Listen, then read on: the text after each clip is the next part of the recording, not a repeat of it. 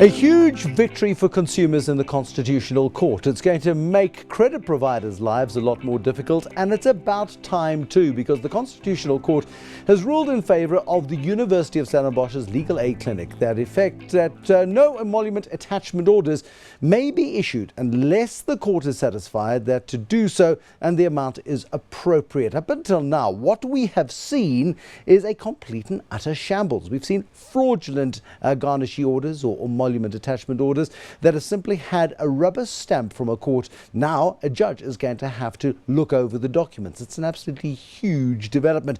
Some say it's a victory for the poor, but this also will mean that less credit could be given to the poor, as it means that the taps will be closed, with credit providers not having easy access to the courts anymore in order to attach assets. This is the Moneymakers. I'm Bruce Whitfield, and I'm joined by Odette Geldenhuys, who's an attorney at Wentzel's pro bono practice, who went to the Constitutional Court on behalf of the Stellenbosch Legal Aid Clinic and a bunch of independent applicants. And she joins me from our Cape Town studio this evening. I mean, this is a huge victory, Odette. I don't think we've actually fully come to terms with the broader consequences of this particular ruling. Bruce, absolutely. I think the one thing to note about this judgment is that it took effect the moment that the judges in the Constitutional Court handed it down. So there's not a long wait for a legislative process to change the law. You know, I'm not in the habit, even though I'm a lawyer, I'm not in the habit of picking fights with people, but I needed to just correct two things that you said in the beginning. And the one you said is that this will make the lives of credit providers much more difficult. I think what this does is it really makes the process far clearer for both a credit provider as well as debtors, people who are needing to go into making a loan at some point in their lives. So that reckless lending needs to be watched very carefully by the side of the credit provider, because they know that down the line these emoluments attachment orders will now be overseen by magistrates. And I think just that was the other point out, is it still stays within the magistrates court, but instead of it being an administrative process looked after or just simply kind of managed by a clerk of the court, it's now a process that will be overseen by a magistrate. That process has been so badly abused, and that has been the big problem, where you would have seen somebody with an emolument attachment order living in Polokwane getting a rubber stamp from a Cape Town magistrate's court, for example. I've seen hundreds of these things, big wads of documents which have simply been rubber stamped outside of jurisdiction. This gives absolute clarity, and it also puts huge onus on the courts to check that the credit was granted responsibly and that the person was capable of paying that debt when the credit was handed out. Exactly. So those are the two main points that the Constitutional Court clarified yesterday. The one, as we've already spoken, was who now will have the responsibility for overseeing the granting of an EAO, and the other is in what court should it happen. And the Constitutional Court, in a very considered judgment, looking at both the National Credit Act as well as the Magistrates Court Act, found that there is no question about it. It's that the law as it stands is very clear, that the only court that can grant an EAO is the court closest to where the debtor lives or works. Now, what is the consequence of that then, Odette? I think the consequence, once again, and I think one needs to look at both the credit providers as well as the consumers, is that prior to this there was some confusion, some uncertainty, possibly and probably some abuse of this uncertainty as to which courts may be issuing EAOs. And that's why, as you pointed out, we have seen a very widespread practice of credit providers using courts very far away from where consumers live. Now that's just been cleared. And it seems to me that if one is a credit provider, that certainty then also helps in one's practice. Your debtors are in Stellenbosch, that's the court you approach. Your debtors are in Garnishee, you approach the closest court in Garnishee to issue the garnishee orders, or more correctly, the EAOs. I started this interview by saying it makes the life of credit providers more difficult. You seem to disagree. I said it makes life more difficult because it does close down the channels of abuse that have been prevalent in the issuing of garnishee orders. It's almost as if, and I rely on your expert opinion on this one, that I could give credit to somebody because the first port of call would be the emolument attachment order. I wouldn't have to go through the boring process of collecting debt in the natural order of things. And as long as I could get close to the top of emolument attachment orders, I would get my money. Now the onus is on me to be far more responsible in the way I grant that credit. That's my position in terms of it makes life more difficult for the credit providers. Would you agree with that? I guess where my disagreement with you comes in is that if one is a responsible credit provider, you would have followed the responsible course all along, and so your practice will not be affected at all. For those credit providers who have stepped outside of the bounds of the law, yes, they are now asked to come inside the bounds of the law. Now, again, I would suggest to you that the very reason we've had this battle is because so many credit providers were operating outside the bounds of the law and were abusing a very clear process that was written in law already. This shouldn't have had to go to the Constitutional Court. Thank goodness it did, but it shouldn't have had to, should it?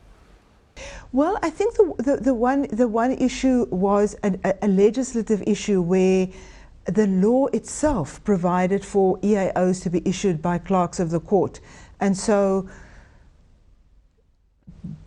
that provision then became the loophole, which was then, and I agree with you, there certainly has been abuse, and that abuse has been very well documented. But having a clerk and an administrator issue these orders has been the source of much of the abuse. And so now that part of the law has changed as from yesterday. Which is really good news. At the same time, it's going to make the credit granting process perhaps more tedious, more cumbersome and slower, which means that people in desperate need of loans are perhaps going to struggle a little bit more to get those loans? Bruce, you know, I'm certainly a strong proponent of responsible lending, and so that where people make loans for unnecessary luxury items, those must be very carefully considered and weighed up, in order that when people are in need for something that is of critical need, school fees, burials, etc., that a person then has the space to make those kinds of loans. So I think I agree with you that there has to be a far more, a closer look at when the consumer comes and applies for the loan, what that loan is for. Certainly I'm sitting at the moment with cases where that practice of not carefully inquiring what the loan is for continues to lead people into the most horrendous debt traps in this country. Now, you will know the courts better than most of us. Many viewers will know the courts very well as well. I've spent a little bit of time in magistrates' courts corridors and watching people's lives being put together and falling apart, and we know that the court system is already under incredible pressure. Doesn't this, putting the onus on the magistrate to interrogate a garnishee order before signing it off and then stamping it, put even greater pressure on an already stretched system? It's an issue that is already being considered by the Department of Justice. Since